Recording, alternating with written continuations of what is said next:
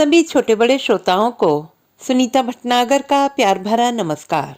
Audio stories के हमारे channel कहानी जगत में आप सभी का स्वागत है। हिंदी कहानियों की श्रृंखला में आइए आज सुनते हैं शानी जी द्वारा रचित कहानी डाली नहीं फूलती।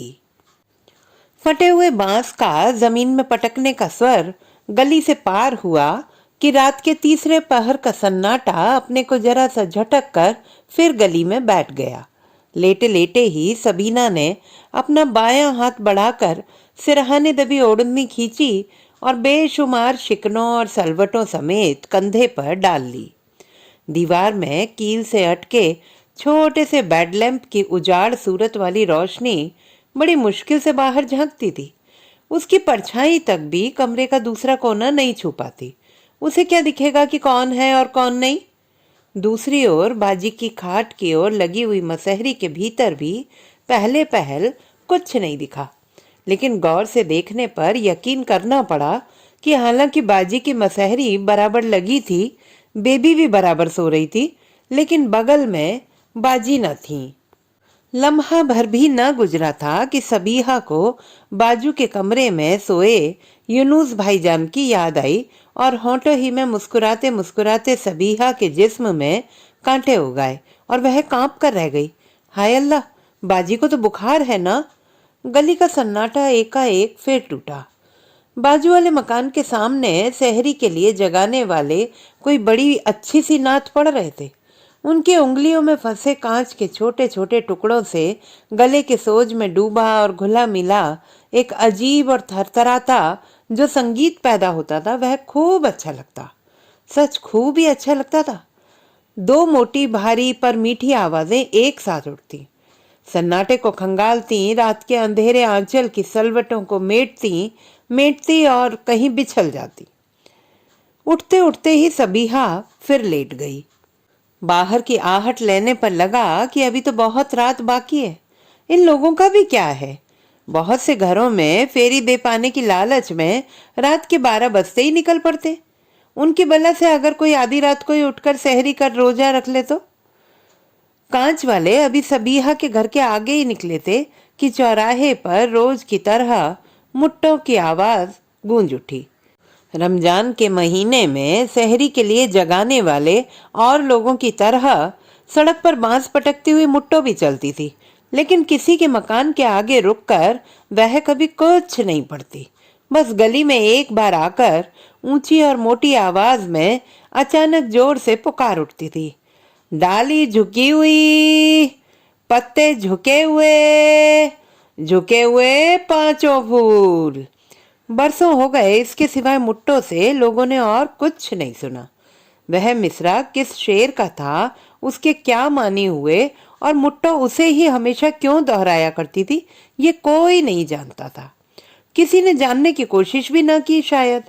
पहले जब मुट्टो कस्बे में नई नई आई थी और जरा जवान सी थी, तो कुछ मनचलों ने इस मिसरे का बड़ा भद्दा, ऊटपटांग और गलत मतलब निकाल कर लोगों के बीच फैलाया था। कुछ दिनों खूब अटकलबाजियां चली और अंधेरे में बहुत से तीर फेंके गए। वैसे मुट्टो इतनी पुरानी और मशहूर थी कि उसे न जानने वाला इस शहर का नया गिना जाता था। कौन सा ऐसा घर था जहां मुट्टो की आवश्यकता ना पड़ी हो। खुशी की बात हो या गम की, मुट्टो को बुलाए बिना औरतों का काम निकल ही नहीं पाता था। है भी वह हरफन मौला।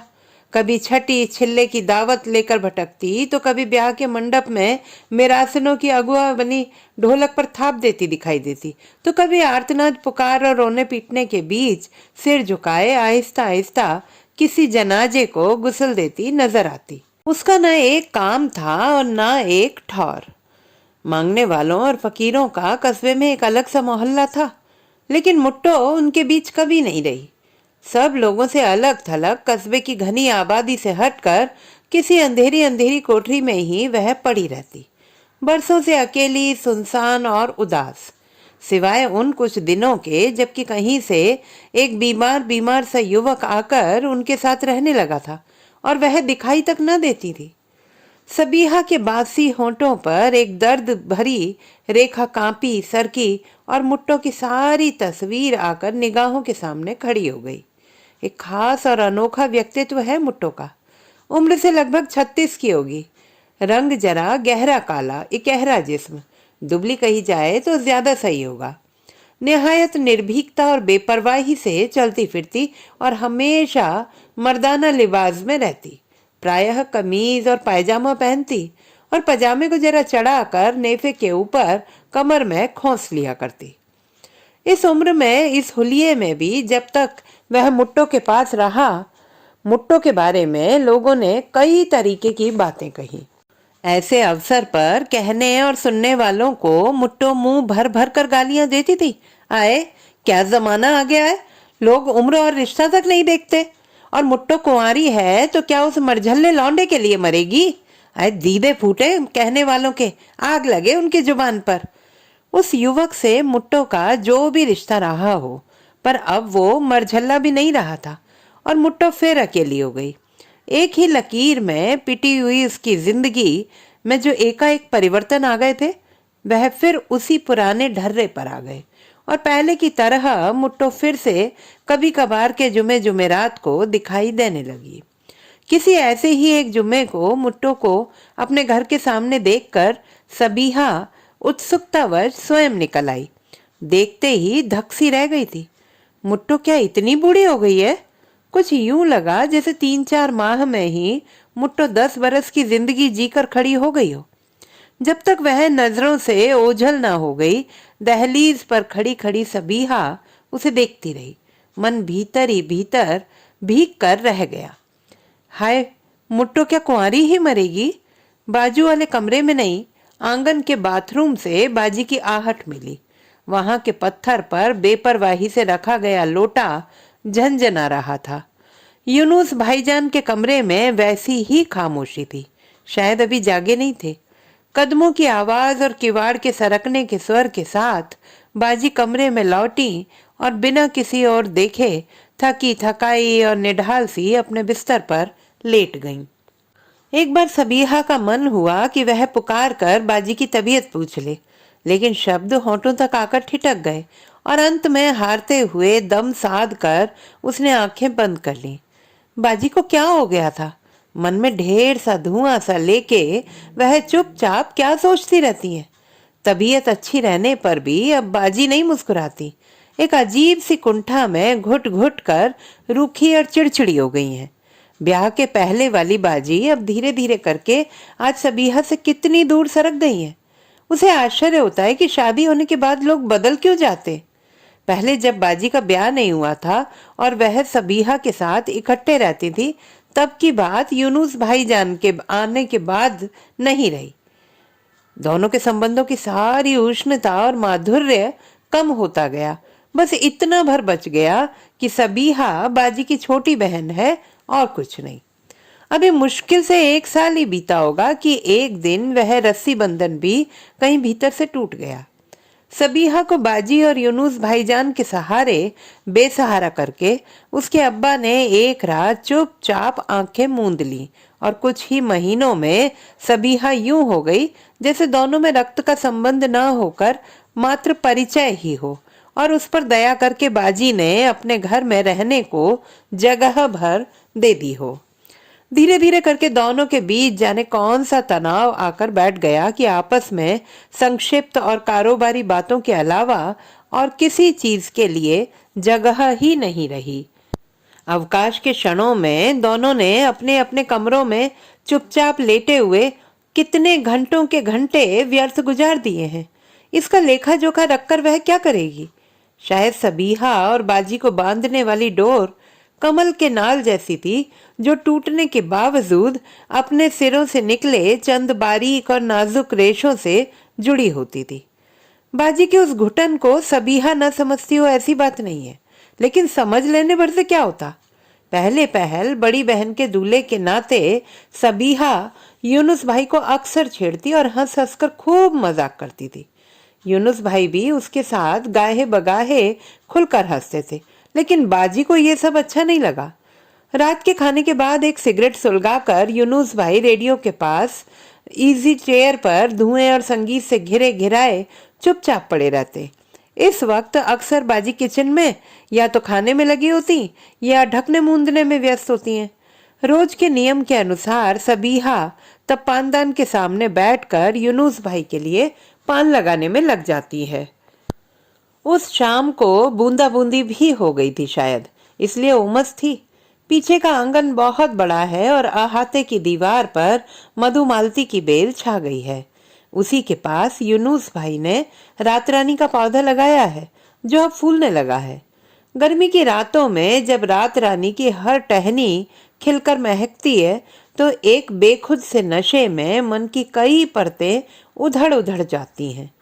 बरामदे की रोशनी में यूनुस भाई उसी अंधेरी और महकीली जगह पर खाट डाले और चुपचाप लेटे रात रानी और मधुमालती की सांस पी रहे थे कि रेडियो वाले कमरे में से ढूंढती हुई सबीहा पान लिए पहुंची। यूनुस की उंगलियों की सिगरेट आधी जल गई थी। गुल तक झाड़े बिना यूनुस भाई आंखें बंद किए हुए लेटे थे। आहट सुनकर उन्होंने चौंक कर आंखें खोली और बड़े दर्द भरे लहजे में पुकारा, सबीहा। सबीहा चुपचाप पान रखकर जाने लगी कि यूनुस ने उसकी ओढ़नी के छोर तक हाथ बढ़ाकर कहा, सुनो। जाने क्यों सबीहा को लग रहा था कि रुकना ठीक ना होगा। हंसकर बोली, भाईजान क्या बहुत उदास हो? बरबस बिठाए जाने के कारण सबीहा अभी संभल भी ना पाई थी। दुपट्टा एक और कांधे से गिरकर जमीन पर आ गया था। वह छोर उठाकर कांधे से लेते हुए सिर भी न ढक पाई थी कि अचानक देखा बाजी आंगन तक आते आते क्षण भर के लिए रुकी, दोनों को देखा और वापस लौट गई। उसी क्षण सबीहा भी वहीं से लौट आई, लेकिन बाजी ने उसके बाद कई दिनों तक उससे बात ही न की। आहिस्ते आहिस्ते उस रात की घटना आई गई हो गई। न तो बाजी ने कुछ पूछा और न ही सबीहा का साहस हुआ कि कोई सफाई दे सके। हालांकि वह एक क्षण के लिए यह भूल नहीं पाई कि बाजी उसे ओछी समझकर भीतर ही भीतर बेहद नफरत करती हैं। अक्सर मोहल्ले और पड़ोस वाले या रिश्तेदारों या मिलने जुलने वालों से प्रायः सबीहा के व्यवहार, कामकाज, स्वभाव और चाल चलन आदि की ढेर सारी शिकायतें बाजी किया करती हैं। आए, सच कहती हूँ भूपी, लौंडिया के रंग ढंग कुछ अच्छे नहीं दिखते। किसी दिन खानदान के मुंह पर कालिख ना पूछ जाए तो कहना, अरे बहन ही हुई तो क्या हुआ। फूफी, खाला, चाची या आपा तब दिली अफसोस जाहिर करती, नए जमाने को कोसती और अपने जमाने के साथ अपनी जवानी, कामकाज और सलीके मंदी की चर्चा के बाद आहिस्ता से कहती, एक बात बहू, खुदा ने दुनिया में कीड़े पतंगे तक की जोड़ी बना भेजी है, इसे कहीं ले दे क्यों नहीं देती। ऐसे अवसर पर बाजी के चेहरे का रंग उड़ जाता। अचानक बात तोड़कर बाजी उड़ जाती, यह जाने शायद इन्हें अपनी छाती पर पीपल दिखाई नहीं देता। पड़ोस के ताहिर अली शायद उठ गए हैं, लगातार उनकी खांसी की आवाज आ रही है। मोहल्ले वाले ताहिर साहब को पसंद नहीं करते और खास तौर पर उंगलियां चटका चटका कर गालियां देते हैं। ताहिर अली साहब अपनी 50 से अधिक की उम्र, सफेद वर्ग सी दाढ़ी और दिन रात के रोजे नमाज के बावजूद मोहल्ले वालों का विश्वास नहीं जीत पाए। लोगों का काम शायद इधर उधर और शायद बेबुनियाद बातें बकना ही होता है। आदमी लाख गिर जाए मगर भला बाप बेटी के रिश्ते में कोई खोट हो सकता है? इस बात पर कौन विश्वास करेगा? ताहिर अली ने जानबूझकर अपनी बेटी को ब्याह में नहीं दे रखा, रोक रखा है। यूनुस भाई के कमरे से एकाएक खाट छोड़कर उठ खड़े होने की और फिर दरवाजे का पल्ला सरकाकर निकलने की आवाज हुई। जल्दी जल्दी में पांवों में चप्पलें डालते हुए और लगभग घसीटते हुए यूनुस भाई अपने कमरे से निकले और आंगन की ओर बढ़ गए। सबीहा भी हड़बड़ा कर उठी और किचन में घुस गई।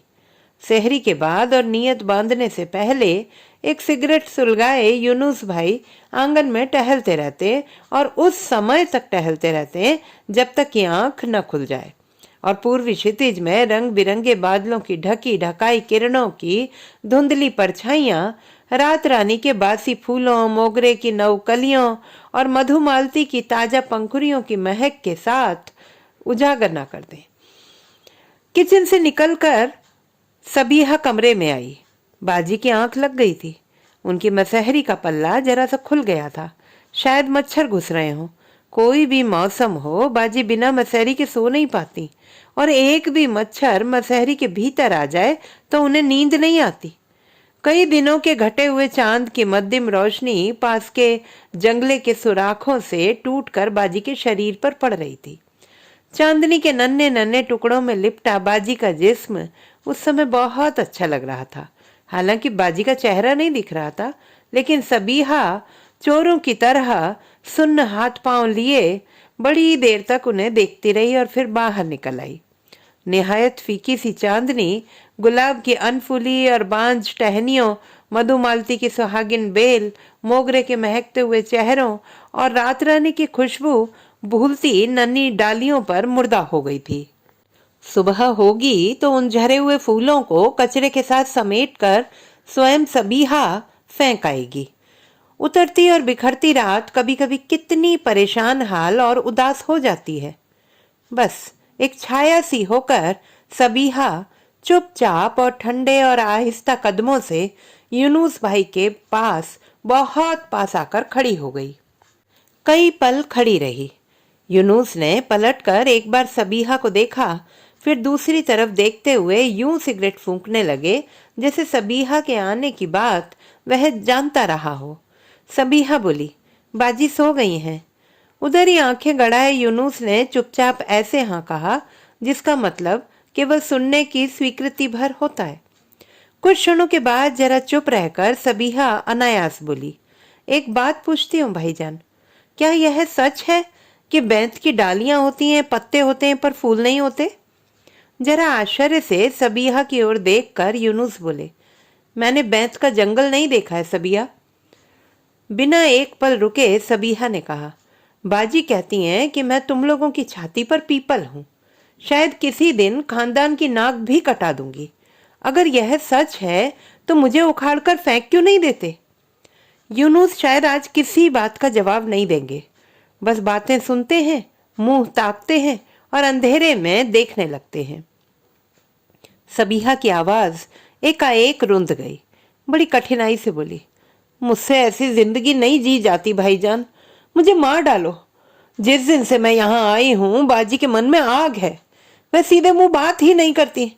लोगों से अपने बारे में इतना सुन चुकी हूँ कि अब अविश्वास करते भी नहीं बनता।